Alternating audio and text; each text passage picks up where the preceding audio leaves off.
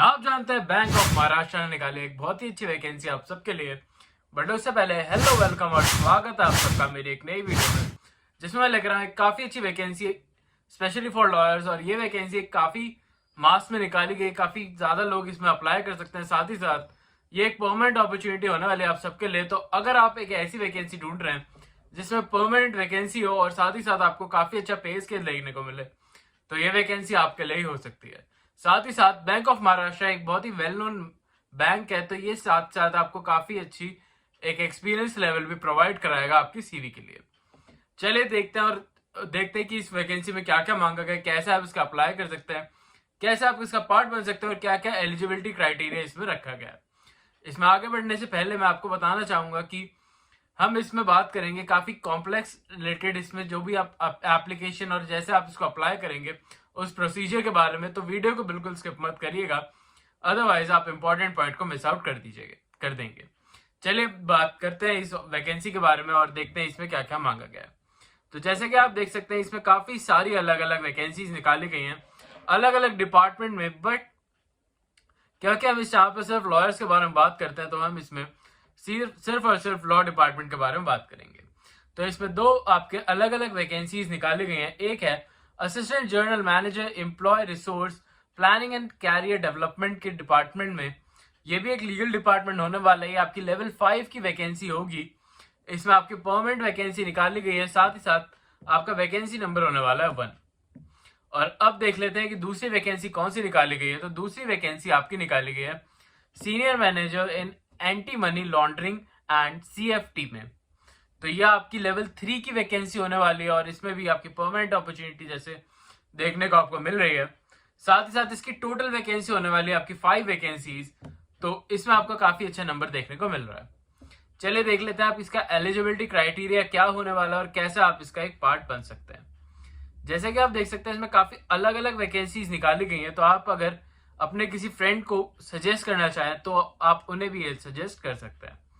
अब पहले हम देख लेते हैं इसमें असिस्टेंट जनरल मैनेजर जो कि employment resource planning and career development के डिपार्टमेंट में निकाली है।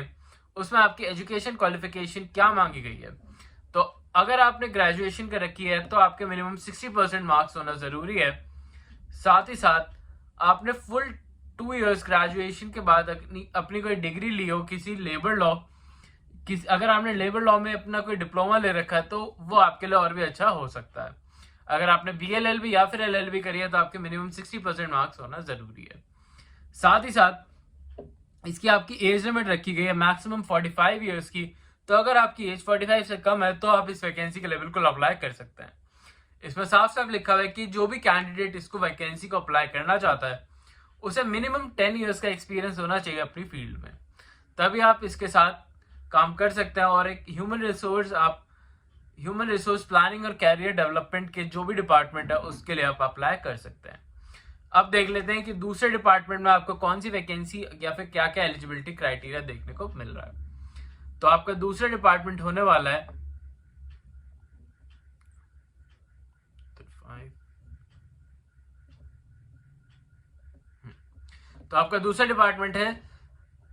Security and recruitment of senior manager in anti money laundering and CFT में।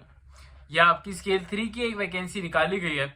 और अगर हम इसमें बात करें तो इसमें आपकी क्वालिफिकेशन के बारे में मांगा गया है कि जो भी कैंडिडेट इसे भरना चाहता है उसके मिनिमम अपनी BLLB या फिर LLB में, या फिर अगर आपने ग्रेजुएशन कर रखी है तो उसमें मिनिमम 60% मार्क्स होना जरूरी है फॉर द जनरल कैंडिडेट्स। और अगर आप OBC से बिलोंग करते हैं तो आपके मिनिमम 55% मार्क्स होना जरूरी है। साथ ही साथ इसमें आपको साफ साफ यहाँ पे लिखा हुआ है कि अगर आपने BLLB या फिर कोई भी ऐसी ग्रेजुएशन कर रखी है इन लॉ में तो आपको इसमें काफी ज्यादा प्रेफरेंस और डिजायरेबल कैंडिडेट माना जाएगा।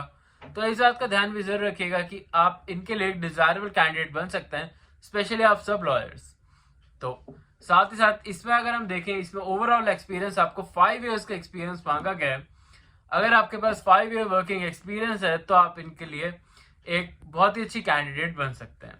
अब देख लेते हैं एज लिमिट के बारे में। तो आपकी एज लिमिट रखी गई है मिनिमम आपकी एज 25 इयर्स होनी चाहिए और आपकी एज अगर 25 से कम है तो आप इनको अप्लाई नहीं कर पाएंगे। साथ ही साथ आपकी मैक्सिमम एज रखी गई 38 इयर्स तो अगर आपकी एज 38 से कम है तभी आप इसके एक पार्ट बन पाएंगे। तो इन्होंने काफी अच्छा सा स्मॉल गैप बना दिया है, जो कि इतनी ही कैटेगरी के लोग इसे अप्लाई कर सकते हैं, जिससे कि कंपटीशन भी आपका काफी कम हो गया है।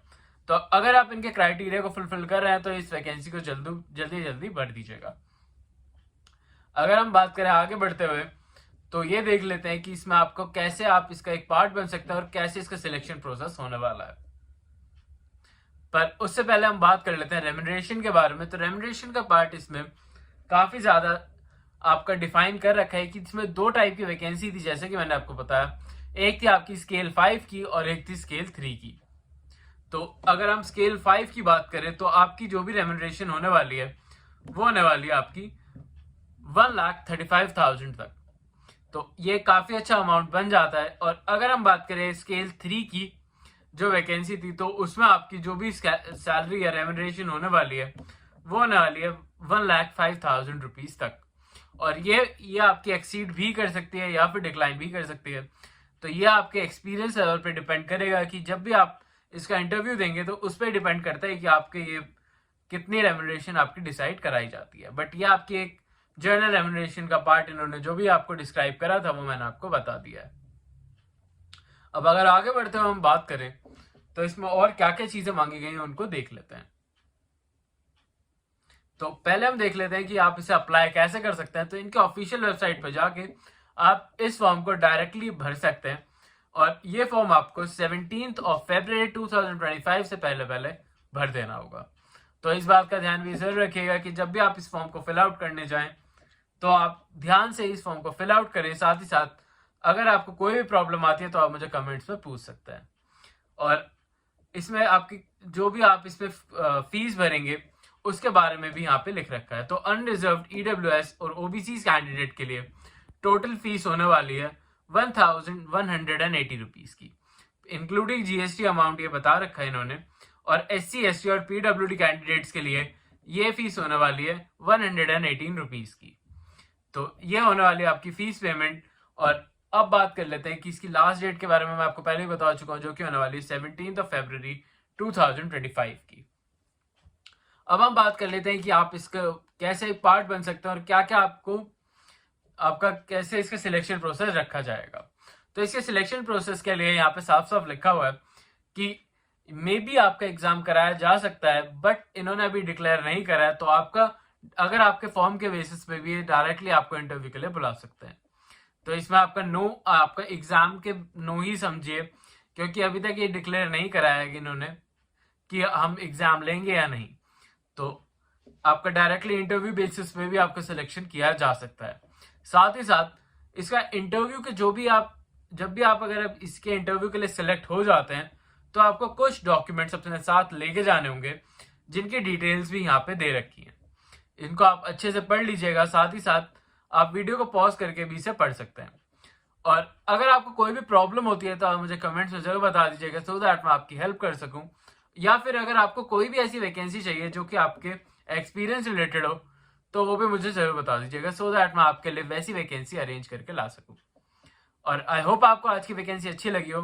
और इस वीडियो को खत्म करने से पहले मैं बताना चाहूंगा आपको एक इंपॉर्टेंट डिटेल कि इस टाइम पे हम बात करते हैं जो वैकेंसी निकलती है फॉर द लॉयर्स। और अगर आप एक लॉयर हैं जो गवर्नमेंट वैकेंसी में जाना चाहते हैं तो इस चैनल पे हम उसी के बारे में बात करते हैं।